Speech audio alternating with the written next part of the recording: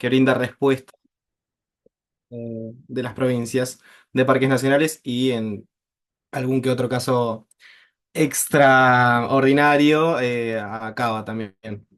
Todas esas entidades que acabo de nombrar tienen jurisdicción propia, o sea, quiere decir que tienen eh, tanto derecho como responsabilidad en sus recursos naturales. Eh, eh, y antes de que exista el Servicio Nacional como tal, era un poco un desorden todo en Argentina, cada provincia hacía lo que veía, algunas provincias tenían un sistema más conformado que otras. Entonces, en el 96 se creó una ley de presupuestos mínimos para la protección ambiental relacionada a incendios forestales. Esta ley crea el Sistema Federal de Manejo del Fuego, que integra a todas las provincias, a parques nacionales y a CABA. Además, crea el Servicio Nacional de Manejo del Fuego, que tiene que coordinar las provincias y la interacción que hay entre ellas, y también así la ayuda nacional para con las provincias, ¿no? También tiene un montón de artículos, es súper interesante esta ley, si la quieren leer. En esa ley encontrás parámetros mínimos de combate, de responsabilidades civiles, de responsabilidades del Estado, tanto provincial como nacional. Es bastante extensa. En esa misma ley es que se crean las brigadas nacionales. Yo trabajo en una brigada nacional. Hoy en día son tres brigadas nacionales. Eh, no los voy a aburrir mucho con eso, pero básicamente a mí me interesa mucho el artículo 27 de esta ley, que crea la responsabilidad primaria para combatir los incendios forestales, y quiere decir que acá sí se deja bien enmarcado en cuanto a la ley de que la responsabilidad primaria del combate y tanto después de la coordinación de los recursos que la provincia pide es siempre de esa provincia. Quiere decir que Río Negro, cada vez que tiene un incendio, es responsable tanto del combate inicial como de coordinar los recursos que solicite, además de los que ya tiene, ¿no? Por ejemplo, ellos pueden pedir ayuda a Chubut. Nosotros como Servicio Nacional intervenimos y coordinamos esa respuesta, pero una vez que está en el terreno o en el territorio esa brigada de incendios o ese avión o ese camión que ellos necesitan, es responsabilidad de Río Negro poderles dar de comer, darles la cantidad de combustible que necesiten, darles dónde dormir a las personas que solicitan y demás, ¿no? Y siempre la responsabilidad del incendio y de lo que ocurra dentro es de la provincia. Eso es súper importante porque también enmarca que el Estado Nacional no puede intervenir dentro de una provincia sin que esta provincia lo solicite. Esto es súper importante porque hay provincias que muchas veces no solicitan ayuda del Estado Nacional. Puede ser por un marco político, puede también ser por un marco de que no pueden abordar logísticamente esa ayuda. Entonces, podés tener una provincia que está sobre exigida en incendios forestales o por simultaneidad, o sea, quiere decir que tiene muchos incendios en un mismo tiempo, o por un incendio muy grande, pero no puede solicitar ayuda del Estado Nacional. Y el Estado Nacional no puede intervenir en la provincia. Eh, Básicamente para esto, para la articulación de todo esto que le estoy hablando, es que teníamos, ahora ya no la tenemos, una dirección nacional que tenía otras direcciones debajo. Todo esto es netamente articulación. Esto es súper importante porque esto hace que sea mucho más eficiente el apoyo entre el Estado Nacional y las provincias. Se dividió en aquel entonces, en el 96, en seis regionales que están más o menos similares en temporada de incendios, porque Argentina es uno de los países en el mundo en el que tiene incendios todo el año. Cuando termina la temporada de Patagonia, que quizás es la más mediática, comienza la temporada de la regional NOA, que es Jujuy, Salta, Catamarca y Tucumán, que quizás no sale tanto en los medios, pero tiene incendios gigantes. También, por ejemplo, también comienza la temporada de la parte NEA, que es Entre Ríos, Misiones y Corrientes, y algún que otro incendio dentro de lo que es el Delta del Paraná, que comparte entre la regional pampeana, la regional NEA y la regional norte, que es justamente acá, ¿no? En esta partecita de acá. Antes teníamos esto que era una superdirección nacional, que tenía una dirección de articulación, una dirección de planificación y prevención y una dirección de operaciones. Hoy eso desapareció, quedamos medio sueltos dentro de lo que es la Agencia Federal de Emergencias, que no se sabe mucho de qué va ni cómo va a articular todo esto. Pero bueno, esto era antes lo que medianamente funcionaba, y lo que se apuntaba era hacer algo mucho más grande, ¿no? Que hoy en día, desde hace 2 semanas, ya no existe. Em, Antes tuve la posibilidad de trabajar en la Dirección Nacional del Servicio, y teníamos esto que eran tres ejes importantes de trabajo. Una era mejorar las capacitaciones, o sea, estandarizar un nivel básico de combate, o sea, que la persona que va al incendio en cada provincia hable un mismo idioma y tenga nociones básicas de lo que significa combatir un incendio, ¿no? Desde comportamiento de fuego, que tiene que ver con meteorología y topografía, hasta el uso de las herramientas. También teníamos el sistema de alerta temprana, que hoy Juan nombró las torres que están en el delta del Paraná. Esas torres fueron colocadas en lo largo y ancho del país entre 2020 y 2022 y responden al sistema de alerta temprana, ¿no? Que es detectar lo más rápido posible los focos de incendio para combatirlos. Esas torres son de un costo elevadísimo. Hay muchas que hoy en día no están funcionando, que eso es súper importante también porque implica una inversión que no se sostuvo en el tiempo y que se está empezando a caer, y es bastante triste. Y también el despliegue de medios aéreos y combatientes en todas las jurisdicciones de la Argentina, ¿no? Esto es un poco los aviones que ven, o los aviones que ven en los videos, o los que estuvieron en Bolsón pudieron ver volando, son todos aviones alquilados por el Servicio Nacional, y es un servicio que le brinda a las provincias para que puedan combatir incendios. Y para que puedan ir y transportar a combatientes a alguna parte muy alta o muy interna de las montañas, y también tienen tres brigadas nacionales que brindan apoyo en tierra para el combate, básicamente.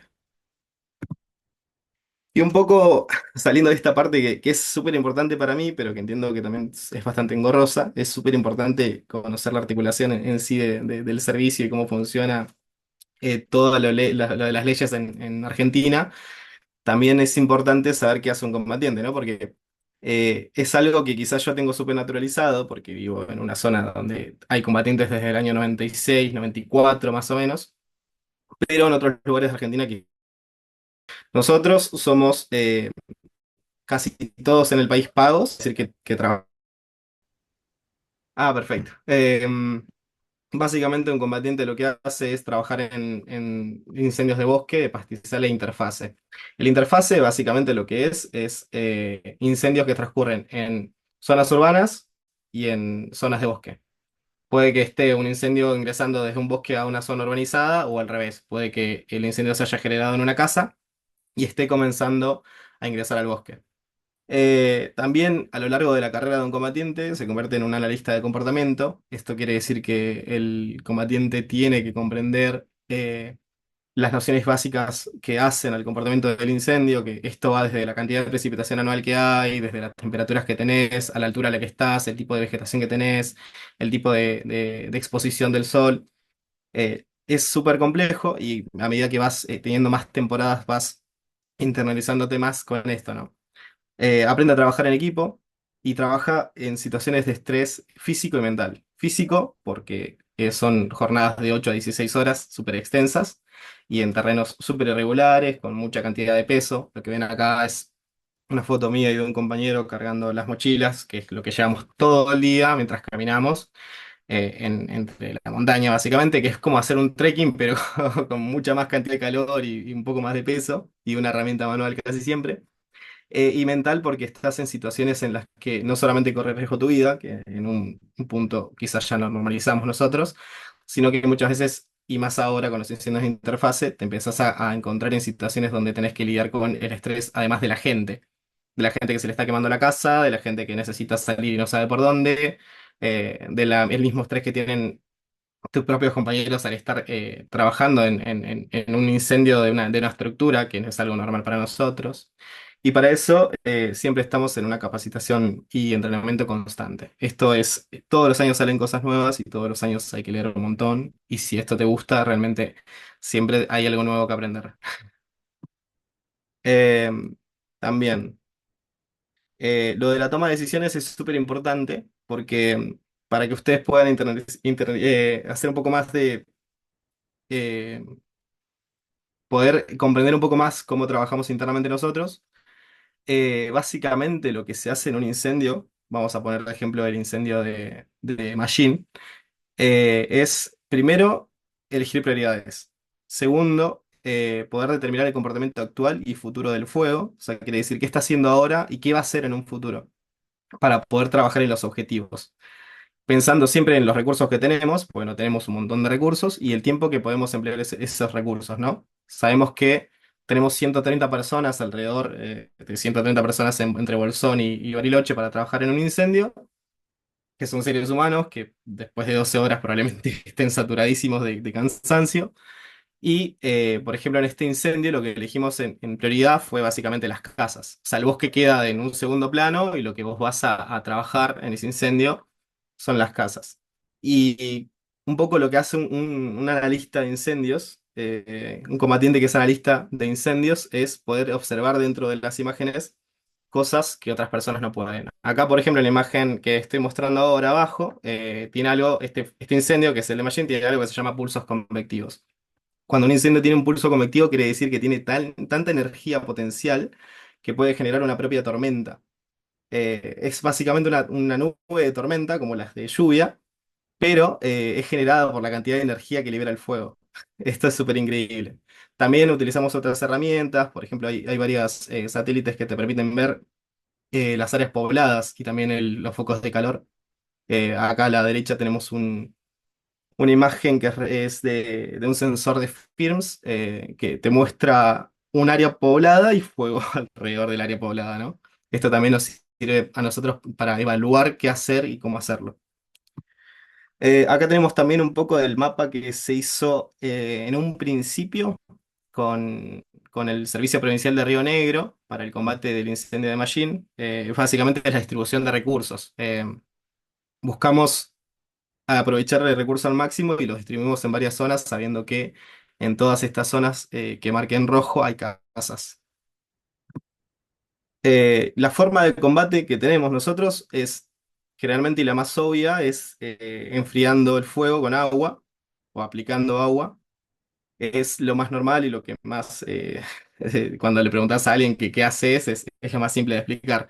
Pero la mayoría del tiempo en realidad nosotros hacemos esto, que es la neutralización de la vegetación. Utilizamos herramientas manuales y motosierras y lo que hacemos es cortar la continuidad de la vegetación. Esto es como hacer un camino. Si tuvieran la posibilidad de hacer alguna vez un trekking, lo que van a encontrar es un camino que divide la vegetación de un lado y otro. Básicamente lo que hacemos nosotros en los incendios es eso. Hacemos un camino que divide lo que se está quemando de lo que no queremos que se queme. Esto es un trabajo muy, muy, muy pesado, pero también es el más efectivo, porque muchas veces con agua no lográs llegar a los lugares donde sí podés llegar haciendo este tipo de trabajos. Y otra forma que me parece muy interesante también que comprendan que utilizamos es fuego. Usamos fuego contra fuego. Tenemos manuales que nos explican principios físicos que rigen al comportamiento del fuego y nos permite poder saber cuándo podemos utilizar fuego para apagar ese fuego. Básicamente, para no hacerlo tan extenso, lo que hacemos es hay un fuego muy grande que consume oxígeno y genera corrientes que ingresan hacia ese gran fuego. Y nosotros, sabiendo que esas corrientes existen, podemos iniciar un fuego más pequeño que va a ser succionado por el incendio. Y una vez que los dos frentes se chocan, consumen toda la vegetación que hay en el lugar y básicamente no queda nada más que quemar.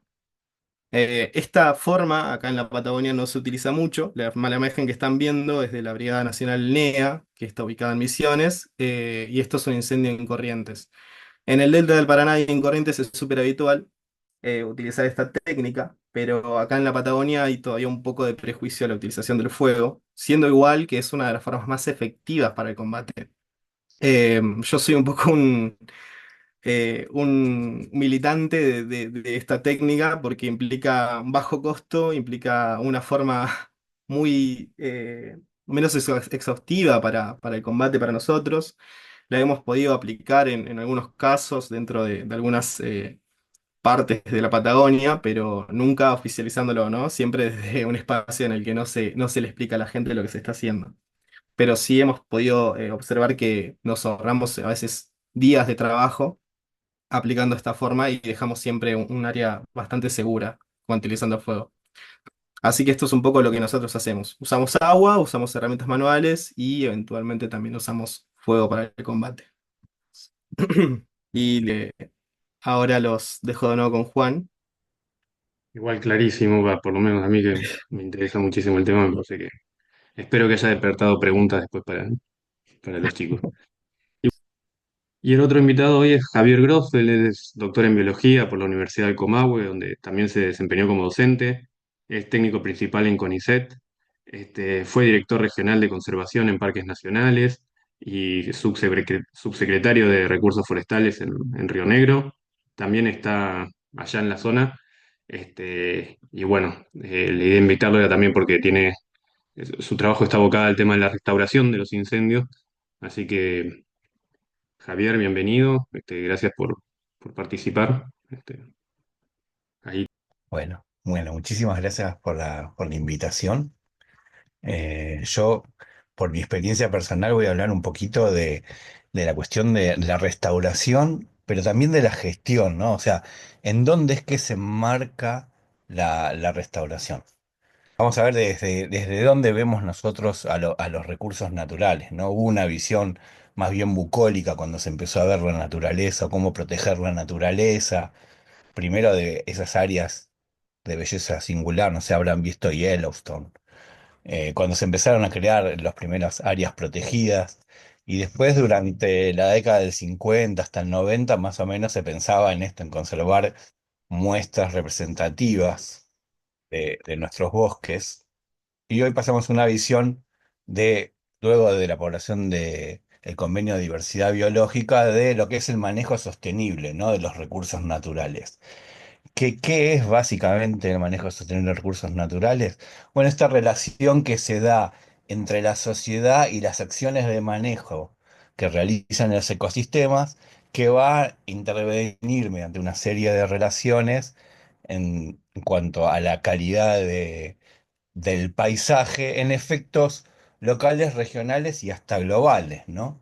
Que pueden tener impactos transitorios o permanentes. No sé, pensemos en un incendio, tienen efectos locales muy fuertes, efectos regionales fuertes, tiene un cierto impacto global y el impacto este año va a ser muy fuerte y después vamos a ver qué pasa con esos impactos en el tiempo, ¿no?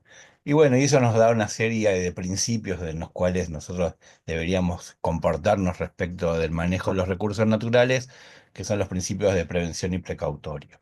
Ese es el marco en el cual nos vamos a mover. Lo que yo les quería contar respecto de los bosques de Patagonia es que mi especialidad es arquitectura de plantas. Yo estudio cómo crecen los árboles. En eso hice mi doctorado.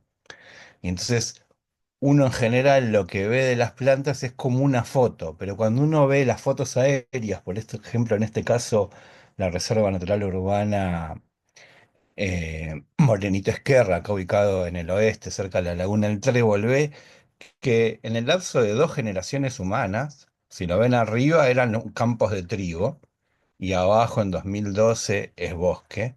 Los bosques vuelven. Hay una dinámica en la cual si uno modifica los bosques, a pesar de que tienen disturbios, vuelven. Fíjense, estas imágenes para quienes estuvieron en Bariloche, son todas imágenes de Bariloche. Fíjense, la punta de Península San Pedro, ese fue el primer puerto que tuvo Bariloche, Puerto Bueno. Entonces, obviamente, como era puerto, iba a haber necesidad de madera para construir balsas, barcos, etcétera, arreglar los muelles, etcétera. Y como hoy esa vegetación ha vuelto. Eso si hablamos de la vegetación nativa.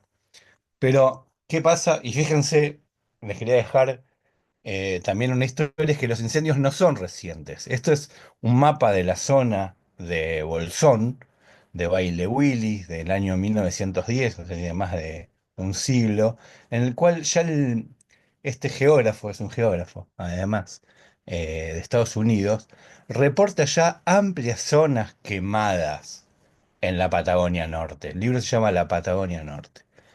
Y es interesante la historia de Baile Willis, no sé si la conocen, fue el tipo que diseñó por dónde iba a pasar el ferrocarril que iba a llegar a la costa. ¿Y quién financió eso? Lo financió el Ministerio de Agricultura, no el Ministerio de Obras Públicas, con lo cual ya hay un pensamiento respecto de la producción en Patagonia. Eso se los quiero dejar ahí picando para retomarlo después, pero quédense con esta idea de que los bosques se queman y se regeneran. El tema que nos está pasando actualmente es que con la presencia de especies exóticas de rápido crecimiento y que tienen un potencial muy invasor, nos estamos encontrando con esta definición, ¿no? De que el antropoceno, esta modificación que estamos produciendo los humanos en todo el ecosistema terrestre, lo que está creando son nuevos ecosistemas, de los cuales yo vengo de la biología. Los ecosistemas, digamos, que están en los parques nacionales, que están bien protegidos, nosotros conocemos más o menos cómo se comportan. Lo que tenemos una gran incógnita es qué va a pasar con estos neoecosistemas que están apareciendo. Y les voy a mostrar otro caso de la Patagonia, en este caso muy cerquita, ahí en Puerto Patriada, en la zona del Hoyo, en el cual yo cuando empecé a trabajar hace 30 años, medimos densidades después de un incendio forestal en un pinar, que es una situación muy común en Patagonia, medimos densidades de 500 a 1000 individuos por metro cuadrado, cuya consecuencia es esta. Es un desierto verde, ¿eh?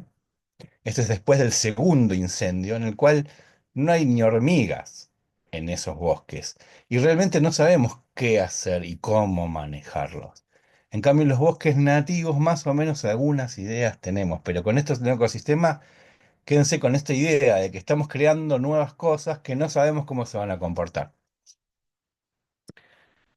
Y acá les quiero traer algo que por ahí les escapa a ustedes, pero para que se den cuenta en dónde se inserta la restauración, que es la gestión forestal sustentable, ¿no? Que implica varias cosas, el manejo sostenible del bosque nativo, pero también de las plantaciones forestales como complemento en la producción de bienes, en este caso madera, la protección forestal, que incluye el manejo del fuego, que es lo que recién hablaba Hernán, la sanidad forestal y bueno, después distintas cosas que tienen que ver también con la restauración y la conservación, entre ellas. Pero ¿qué sucede con todas estas tareas que tienen que ver con la cadena forestal en su amplia visión? Es que los políticos lo que quieren es no aparecer en la tapa de los diarios porque se están quemando los bosques. O sea, salvo en la provincia de Corrientes y de Misiones, que tienen un gran desarrollo de la cadena forestal, Chaco también, Neuquén, quizás. Lo que el sector de gestión pretende es, sobre todo, eficiencia en cuanto al manejo de los incendios forestales, porque nadie quiere tener esta foto, ¿eh? De la bandera argentina atrás prendiéndose fuego un bosque. Entonces, dentro de la gestión del manejo del fuego, lo que ustedes también tienen que saber, que un poco estuvo contando Hernán, que es una política pública realmente, y por ahí es la única del sector forestal, a pesar de que hay varias pretendidas políticas públicas como la ley de bosque nativo que antes nos estaba contando Juan. Y que esta política pública además es cogestionada desde diferentes criterios y responsabilidades, porque no es lo mismo, como contaba recién, lo que puede y debe hacer nación, lo que puede y debe hacer las provincias y lo que puede y deben hacer los municipios, encima teniendo en cuenta que la comunidad está todo el tiempo reclamando soluciones, porque por eso es una política pública, porque la comunidad lo considera como un tema principal dentro del sector forestal. Pero esto que tiene que ver con el manejo del fuego puede ser visto de distintos lados. No es lo mismo verlo desde la defensa civil, de lo que sucede en un incendio de interfaz en el cual se están quemando casas, de que lo que puede ver la Dirección de Bosques o la Secretaría de Ambiente, que va a estar mirando otras cosas, de lo que nos cuenta recién la visión de Hernán. Entonces, ahí ya empezamos a ver distintos intereses también al respecto. Y también hay que tener en cuenta lo último que, una de las cosas que nos estaba contando recién Hernán, que hay nuevos incendios forestales que no los teníamos en el radar y que lo que hay que tener también muy en cuenta es que el sistema es muy, muy, muy eficiente, el sistema de las provincias en general, al menos en Patagonia, que es lo que yo conozco más, que es un sistema muy efectivo, o sea, el casi 98-99% de los incidentes, o sea, de eventos en el cual la vegetación se prende fuego, el sistema llega exitosamente para poder controlarlo y que no se transforme, no pase de un incidente a un incendio, digamos. Hernán conoce un poco mejor la terminología, pero para que lo tengan en cuenta más o menos así. Entonces es un sistema muy eficiente.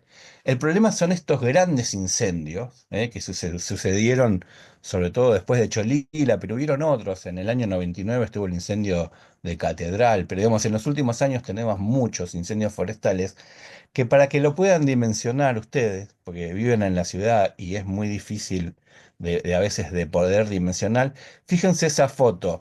Ven que en la pantalla de ustedes hay como una pelusa en el medio de la foto. Esa pelusa es ese helicóptero que está ahí. O sea, lo voy para atrás. Fíjense. ¿Eh? O sea, fíjense el combate desigual que tienen que tener a través de los que hay, a través de los medios aéreos y obviamente de los combatientes respecto de estos grandes incendios, que son muy difíciles de combatir porque hay lo que llamamos incendios de quinta generación, que son incendios que tienen múltiples frentes, un poco lo que nos contaba respecto del incendio de Bolsón de este año en el cual aumenta mucho la complejidad del combate, y también porque nos contaba recién de las convectivas, fíjense lo que son esas convectivas, o sea, cambian el clima local, ¿eh? O sea, imponen las condiciones de un incendio a toda la vegetación que lo rodea, y eso cambia la forma de poder combatir o no. Entonces, esas cuestiones también el sistema se tiene que adaptar.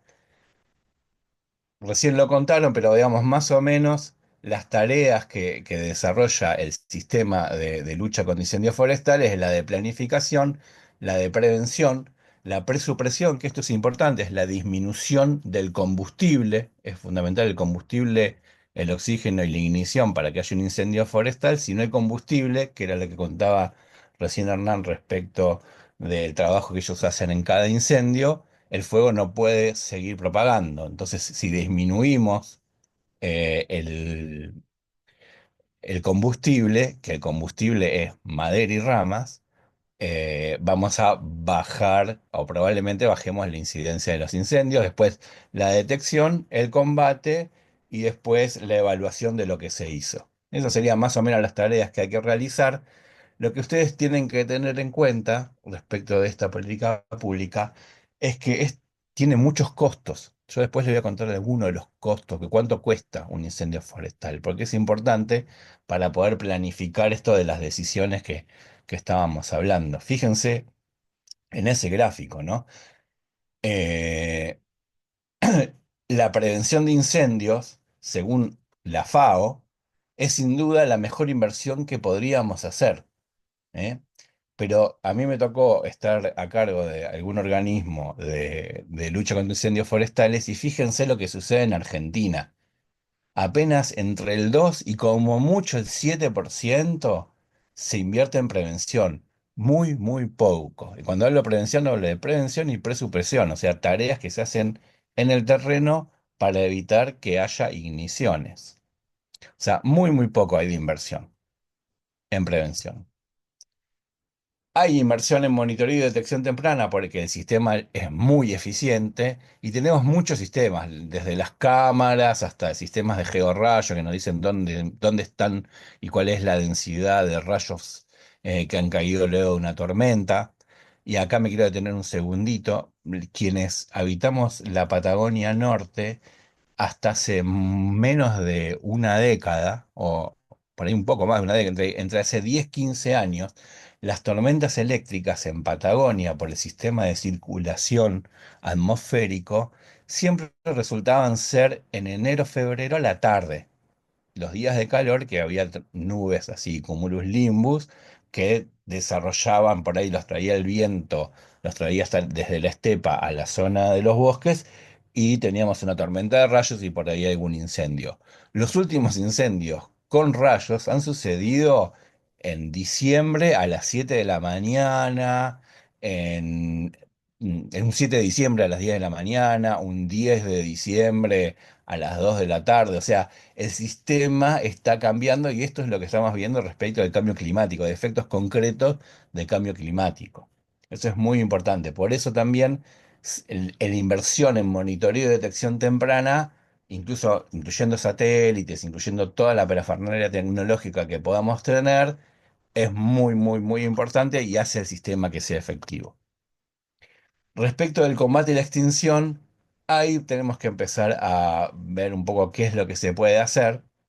Es muy complejo el tema, sobre todo en estas situaciones que ustedes pueden ver, por ejemplo, acá en Bariloche, en el kilómetro 1, en estas zonas de interfase, o ya ahí en el hoyo, en la foto de abajo a la derecha, en el cual ya la sociedad reclama soluciones urgentes y a veces que no le podemos dar soluciones o el incendio sucede de una manera tan rápida como sucedió en el hoyo hace 2 años, que no hay forma de siquiera estar a presto, porque ahí a Hernán a ustedes les pasó el fuego hasta por la central.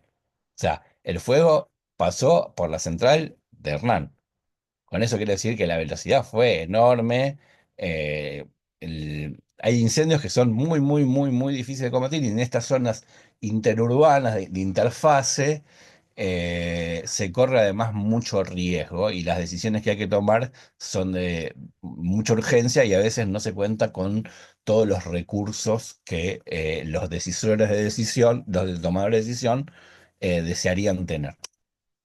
Entonces ahí hay que preguntarse bien qué y cómo combatimos o qué se defiende, ¿no? Siempre hay una prioridad de defender la vida humana, después las propiedades y después los recursos naturales más prioritarios.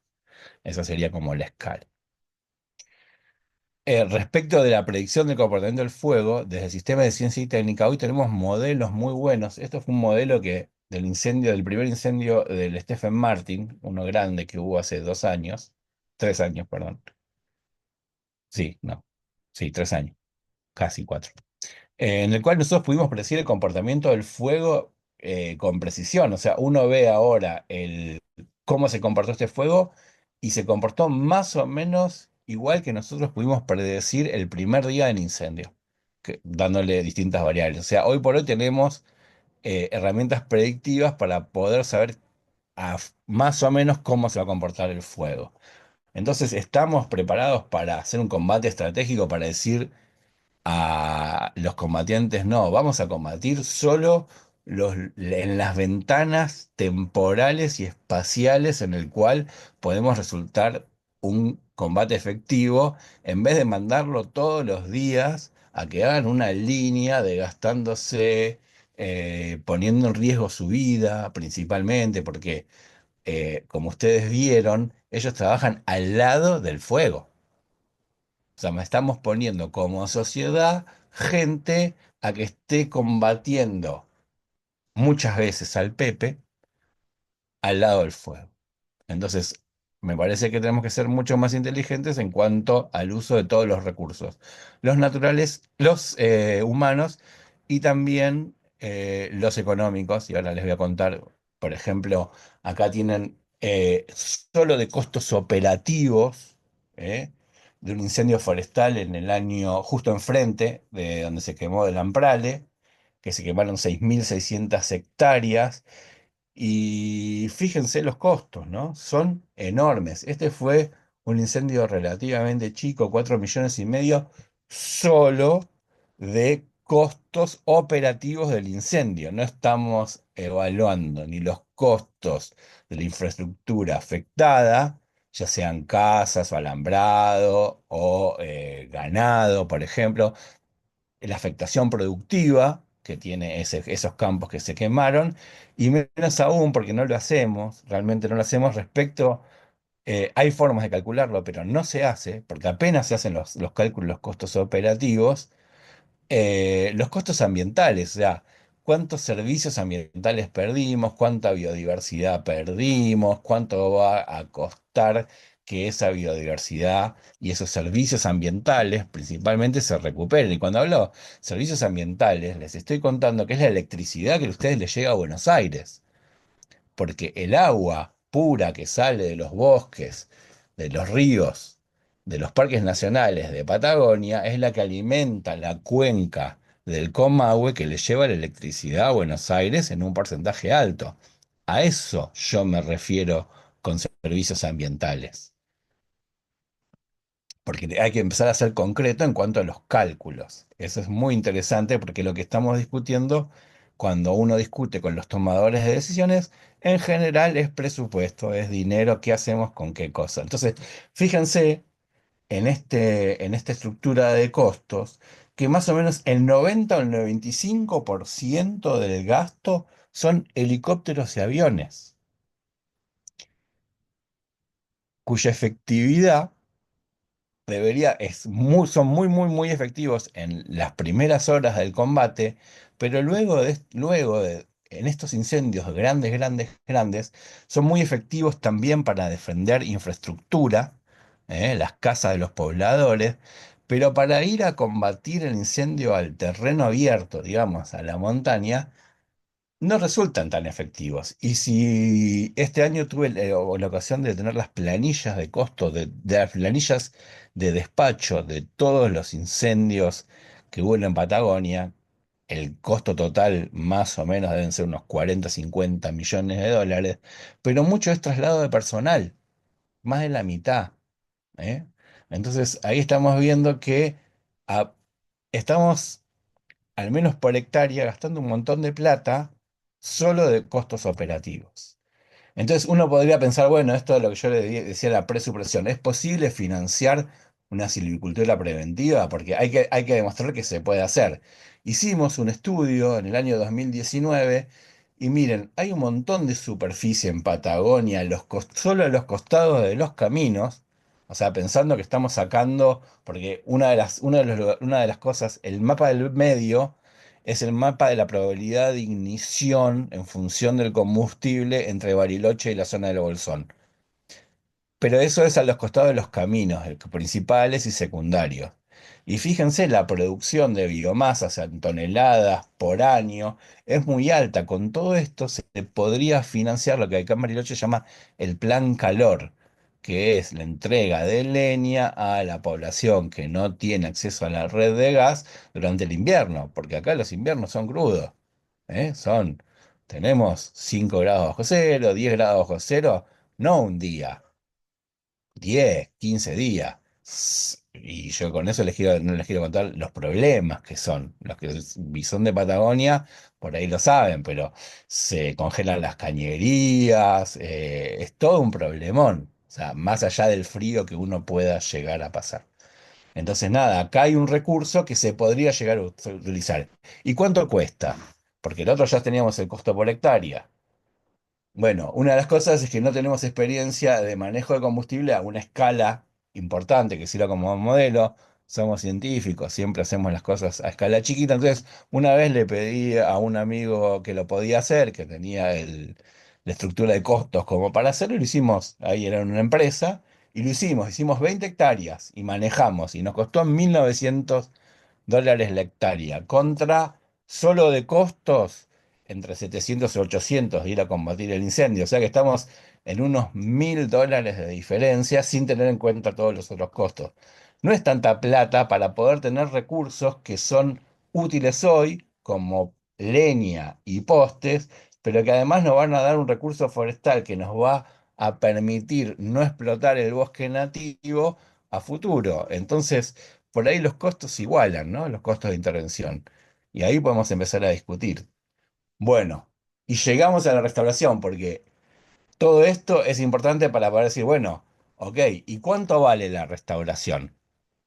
Porque esa es una pregunta que es muy válida hacerse. Bueno, lo primero que tenemos que saber es que hay en Patagonia hay árboles rebrotantes, como el que ven a la izquierda, y plantas que no son rebrotantes. Entre ellas, la lengua del cobre y el ciprés, que, oh casualidad, son las especies más importantes de la zona. Entonces, hay que la restauración empieza desde salir a buscar semillas en las zonas genéticas que correspondan para no hacer interferencia genética de traer genética de un lado a una población que no lo es, ¿no? Eso es importante desde el punto de vista biológico. Y lo que podemos saber de la restauración es que en general, como ven, son escalas chiquititas. Por ahora estamos trabajando en chiquitito en Argentina. ¿Qué quiere decir con esto? China foresta cada año lo mismo que forestan todos los países del mundo no este año, sino desde que empezaron a restaurar. O sea, hoy hay hay tecnología y potencia para restaurar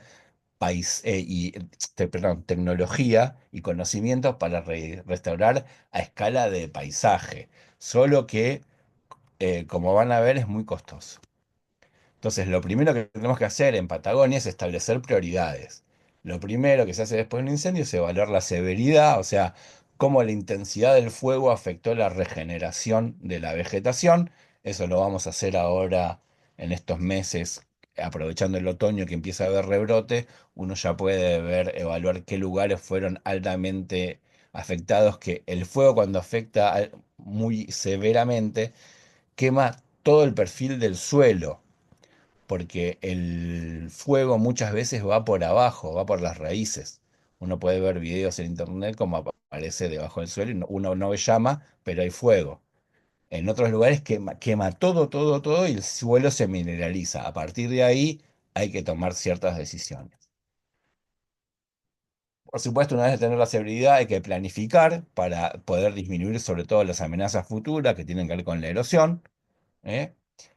Favorecer el proceso de restauración pasiva, establecer lo que haya que establecer en cuanto a ingeniería para el control de la erosión, de cauces hídricos, la escorretía, la remoción en masa, caída de árboles. Por ejemplo, en la zona de Ampral, hoy por hoy la discusión, porque me está tocando intervenir profesionalmente en cuanto a la rehabilitación. A mí me gusta más que hablar de restauración, hablar de rehabilitar el ecosistema, sobre todo teniendo en cuenta esto que sucede con las especies exóticas, que es luego del incendio vamos a tener una gran preponderancia de especies exóticas, es lo que suele pasar hasta ahora. Entonces, bueno, esta rehabilitación del Amprali implica también en las zonas donde hay una red de caminos, poder definir cuáles árboles se van a caer o no.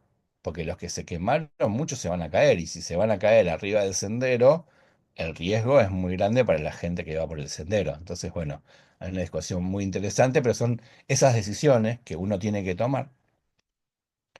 Y después, en el caso que se vea que no tenemos forma de recuperar los bosques de lenga, coigüe o ciprés que fueron afectados, pensar en una restauración asistida o lo que se llama restauración activa, buscar las semillas, ponerlas en el vivero y después llevarlas a campo en las mejores condiciones. Todo eso es carísimo. O sea, acuérdense el gráfico de costos versus el tiempo. La prevención era lo más barato, la restauración activa es lo más caro. $2.300 la hectárea. ¿Eh? Es carísimo. Entonces uno primero debería hacer. Pero ¿qué pasa? ¿Por qué estoy hablando de restauración? Porque es popular. Es un poco como mandar los helicópteros y los aviones a combatir el fuego.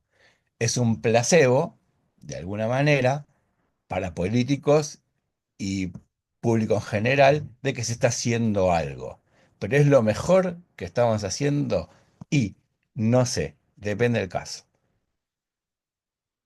Les quería contar, entonces, una situación que sería deseable en un incendio es esta, ¿no? De que tengamos juveniles que no fueron afectados y que a partir de ahí podemos, en en dos ciclos, digamos, en dos generaciones o tres generaciones humanas, como le mostraba al principio, poder volver a tener bosque en los lugares eh, que uno desea. ¿Por qué? Porque hay que también pensar en el ordenamiento territorial. Ahora, por ustedes están en geografía, es muy importante el tema del ordenamiento territorial, que es lo que adolece prácticamente toda la Argentina, en especial las provincias. Les quería contar rápidamente sobre la restauración, cuestiones que tengan que ver en la restauración. A mí me tocó participar del Plan Nacional de Restauración, que todavía está vigente, que básicamente es una zanahoria para que en las zonas chaqueñas se deje el alto proceso de degradación y de restauración y de deforestación que está sucediendo y que se va a incrementar, sobre todo en Salta, Santiago, Chaco, Formosa. ¿Cuál es el objetivo? Recuperar el valor del bosque productivo, reducir las emisiones de efecto invernadero, prevención de inundaciones, porque cuando la población detecta que le falta el bosque y en las zonas cordilleranas, cuando se viene abajo la montaña. Eso ya pasó en Tartagal, pasa en Tucumán, pasa en varios lugares, en Santiago del Estero, entonces la gente ahí toma en cuenta la importancia del bosque. Y el bosque, nada, en los objetivos en general es esto, ¿no? Uno lo que tiene que pretender en un proceso de restauración es fundamental trabajar con la participación local, porque son los que le van a dar continuidad a un programa. ¿Eh? Entonces hay ya un montón de experiencias en distintos tipos de, de posibilidades. Hay una red de actores clave, ya la sabemos, y esto es muy importante. En todo proceso de restauración hay que poderlo planear, hay que tener la capacidad para hacer la ejecución, sobre todo el mantenimiento del proyecto en cuanto a los recursos que implican sí o sí la financiación, pero también la formación de los recursos humanos, monitorear cómo va ese proyecto para hacer las correcciones y poderlo divulgar para que esos proyectos de restauración sirvan como modelo a diferentes escalas, en especial lo regional. ¿Qué sucede? Que en general no tenemos escala, ni siquiera en los viveros, en todos los viveros de Argentina, para poder establecer un proyecto de restauración a escala nacional. Hubo que ajustar, ahí fue donde sacamos los cálculos de la restauración, hubo que ajustar, nosotros queríamos plantar 10 millones de hectáreas, terminamos 10 millones de plantas, y era al menos 4 millones. ¿Eh? Se aprobó el financiamiento en el gobierno de Macri. ¿Y qué pasó? Y no sé, estamos en esta encrucijada. La restauración hoy por hoy es muy costosa, eh, no se ejecuta a escala y queda bien que empresas, sobre todo, y el gobierno apoyando a esas empresas porque no tienen las capacidades, desarrollan estos planes de restauración que, salvo en el caso de Cholila, que fue sostenido por el gobierno alemán, en general no tienen continuidad. Nada. Lo que yo les quería contar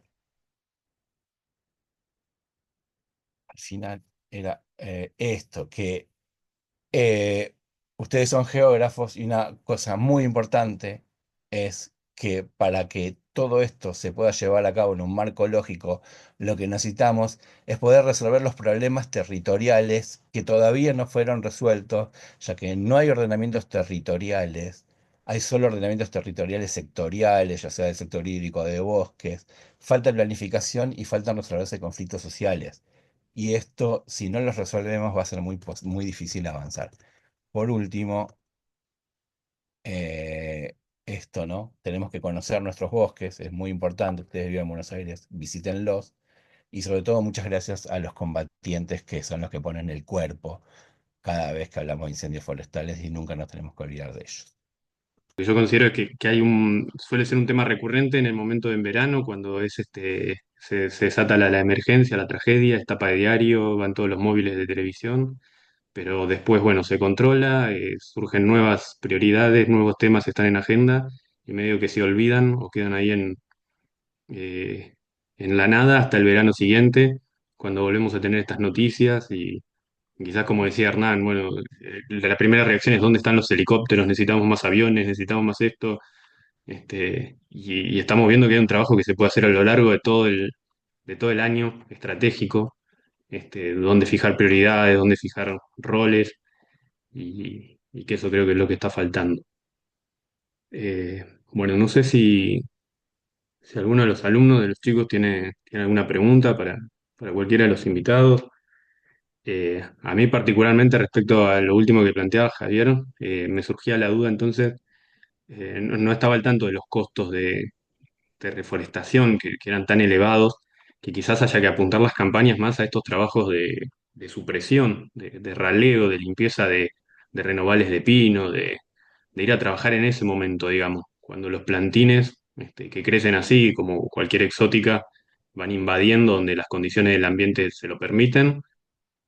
Quizás necesitamos manos y energía en esas etapas, para reducir el combustible que después va a ser, va a generar estos incendios.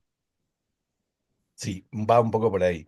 Yo hace bastante que vengo promoviendo que haya más chipeadoras que motobombas, porque hay que pensarlo así, digamos, hay que pensarlo desde la prevención, el tema. Después ya es muy tarde y después ya pagás todos los costos. O sea, y si la diferencia no es tal, no es tanta, y el Estado gasta 50 millones de dólares, solo tiene que gastar $2.000 la hectárea o $1.900 la hectárea para que no se queme y además producir bienes. Entonces, a veces lo que pasa es que el otro también es necesario. Entonces, es difícil compaginar. O sea, no es no, no a los aviones, no, pero sí pensarlo para qué, ¿no? ¿Para qué los vamos a usar? O sea, si los vamos a usar solo para hacer traslados, vamos a estar gastando millones de dólares. En los manzanos había 20 medios y se quemó igual, se terminó de quemar, se declaró extinguido esta semana. Entonces, recursos hay, porque esos recursos ahí los pone, los ponemos todos, ¿no? El Estado. Direccionarlos.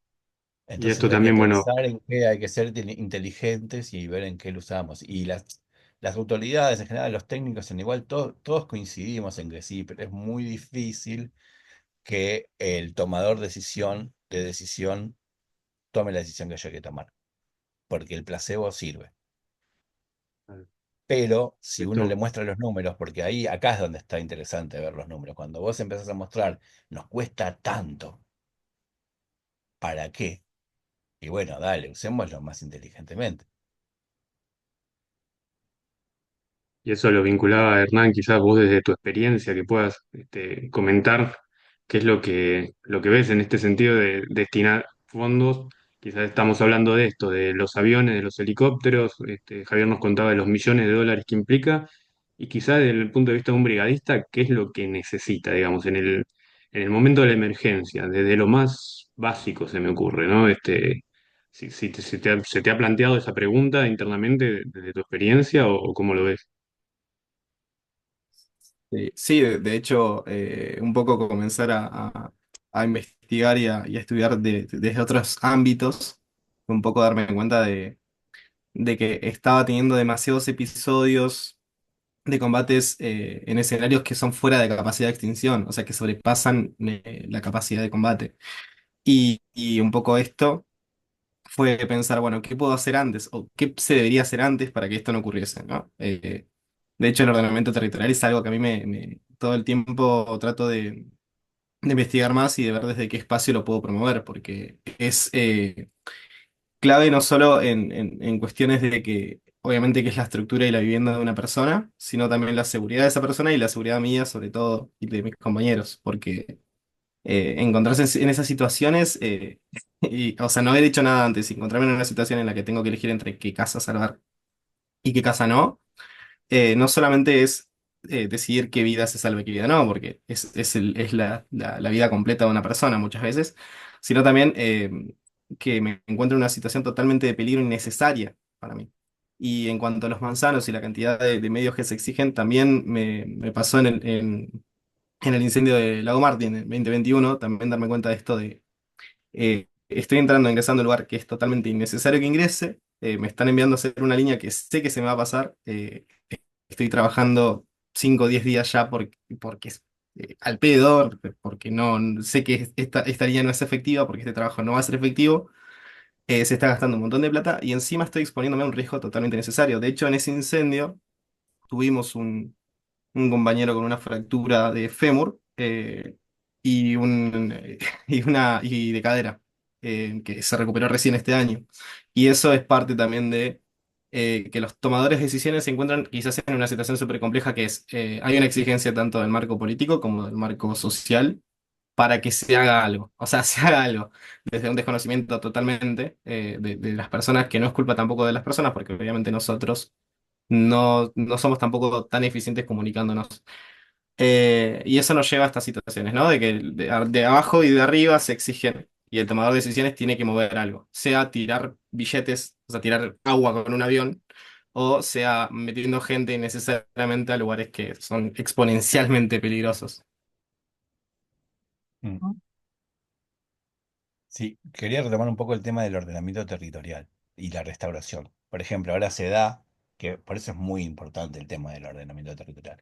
Ahora se da que hubo el incendio de Bolsón, se quemó una parte de Amprale y una parte de Mallino Gado. Mallino Gado es un sector productivo, hay chacras, vive gente, son las casas que se quemaron, la mayoría de las casas que se quemaron, es ahí, son productores agrarios, agropecuarios, lúpulo, ganado, frambuesa, etcétera. Entonces hay que hacer la restauración de todo ese ambiente que se quemó. No hay un ordenamiento. La provincia, la primera reunión que tuvimos, les cuento, porque fue pública además, la provincia lo que dijo es que la restauración la teníamos. Ah, y hay un pequeño área protegida, el Guadal, dentro del Mallino Gado, que es de la provincia. Entonces, la provincia lo que dijo es que nosotros estuvimos juntando lengas porque pensamos que había que hacer la restauración de todo el área. O sea, ya sabíamos que había que hacer la restauración del área. Las lengas no todos los años dan semillas. Este año justo dio un montón de semillas. Fuimos a juntar lenguas. Vinieron voluntarios acá, lo hicimos en Bariloche. Y cuando vamos a la reunión con la provincia nos dice, no, nosotros vamos a restaurar solo la parte de Mallino Gado, no de Amprale, porque en Amprale todavía no sabían ni lo que iban a hacer. Y nosotros dijimos, pero, ok, dale, pero ¿cómo hacemos? Porque hay un ordenamiento territorial. O sea, se quemó todo. ¿Qué es lo que van a hacer con esto? ¿Lo van a proteger para que se sigan manteniendo la forma de vida de los pobladores? ¿Van a aprovechar y lo van a lotear? ¿Van a hacer loteos? Porque restaurar por restaurar, si no hay un plan, tampoco sirve.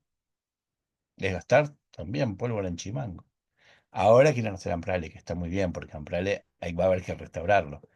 Pero ahí es donde digo que si no hay un plan, no hay un ordenamiento territorial de lo que se quiere hacer con un área, es muy difícil cualquier acción, desde ir a combatir un incendio forestal hasta después restaurarlo. En el medio todo lo que se pueda imaginar que pueda llegar a suceder. Quiero agradecerles a los dos, a Hernán y a Javier, por sus participaciones. La verdad que súper interesante todo lo que nos contaron. Y además,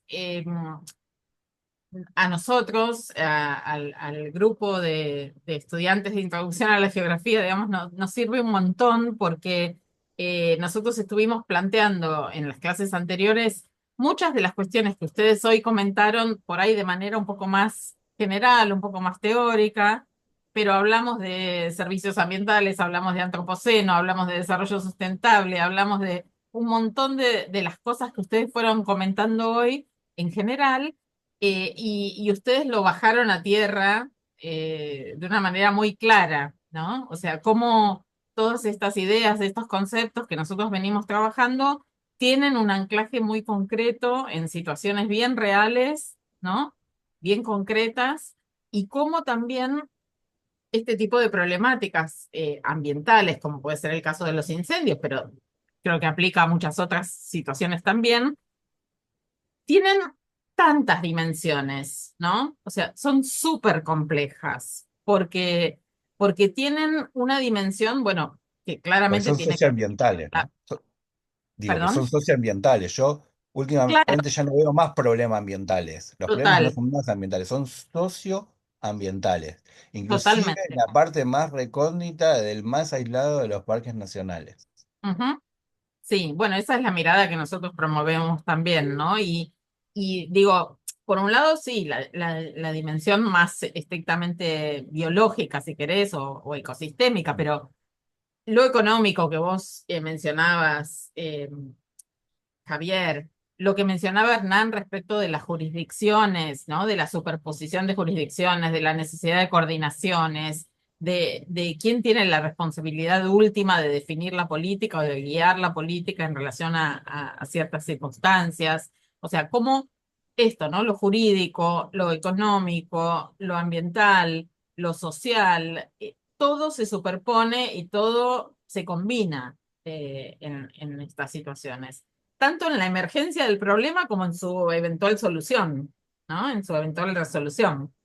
Entonces, bueno, me parece que es como para pensarlo y para tenerlo presente siempre que nos surjan para analizar situaciones, como decís vos, de problemáticas socioambientales de este estilo, ¿no? Bueno, gracias por la invitación. Así que bueno, les agradecemos muchísimo a los dos la participación.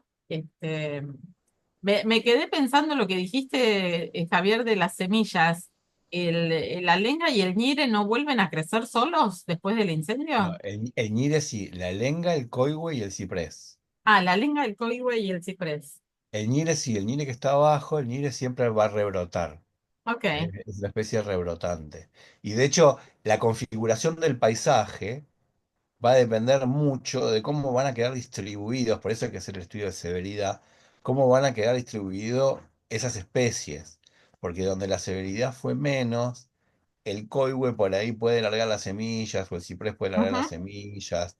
La lenga más difícil, pero la lenga es como un bosque de climas anteriores. La lengua en Patagonia Norte prácticamente no regenera. Claro. Eso, pues cuando se prende fuego, uno cuando ve los bosques de Patagonia ve una línea negra arriba. Esa línea negra es la línea de los fuegos, hasta dónde llegaron los fuegos. La lenga Mm. muy difícilmente vuelva a retomar. En Patagonia Austral sí, uno lo puede ver en Tierra del Fuego, pero en Patagonia Norte es muy difícil. Entonces, sobre Ujú. todo el coigüe y el ciprés, es muy importante que haya sobrevivientes, esparcidos en la matriz del incendio para que se pueda regenerar el bosque en 1 o 2 generaciones.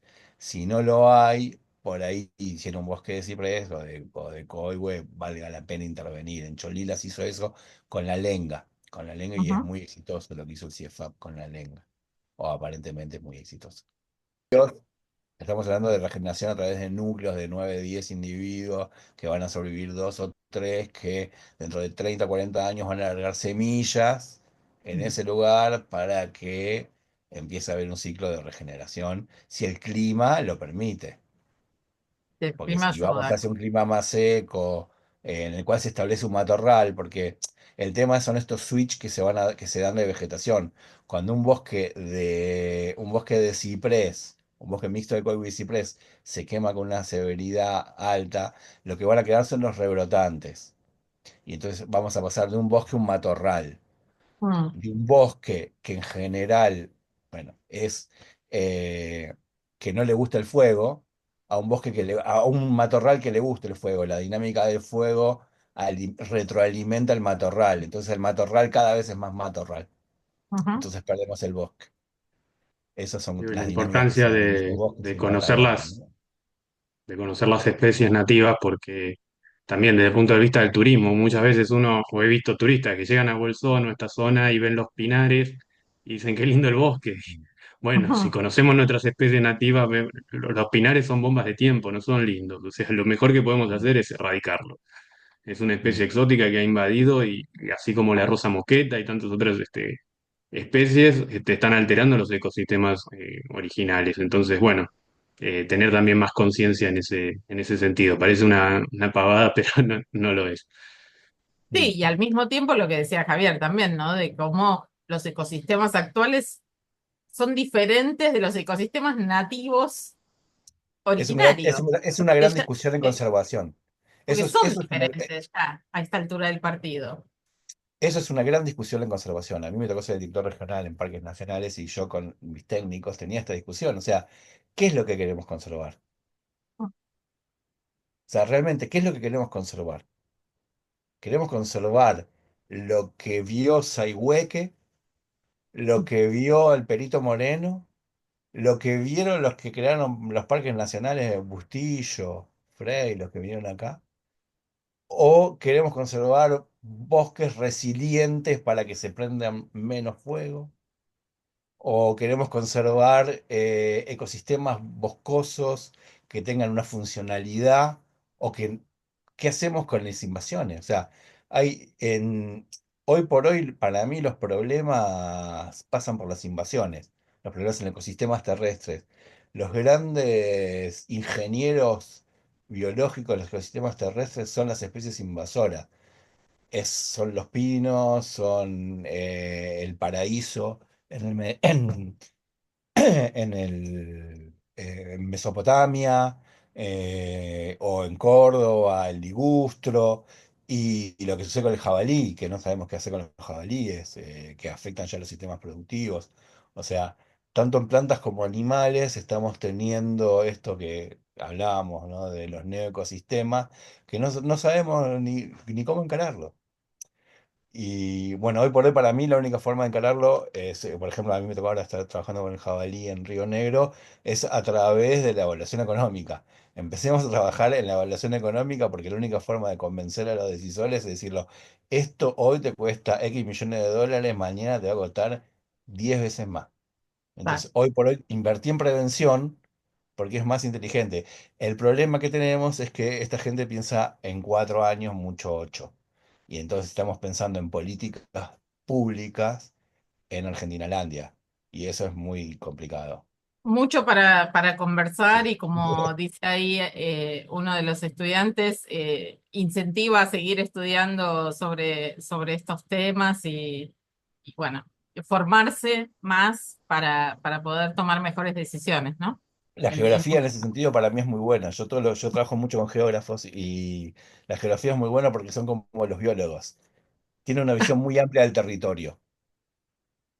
Tiene una Está visión muy muy bien. amplia que abarca muchas disciplinas diferentes y eso es fundamental porque evita verlo solo desde una óptica. Ujú. Entonces, felicitaciones a todos los chicos que estudian geografía. Bueno, gracias. Gracias nuevamente a Javier, a Hernán por sus participaciones que nos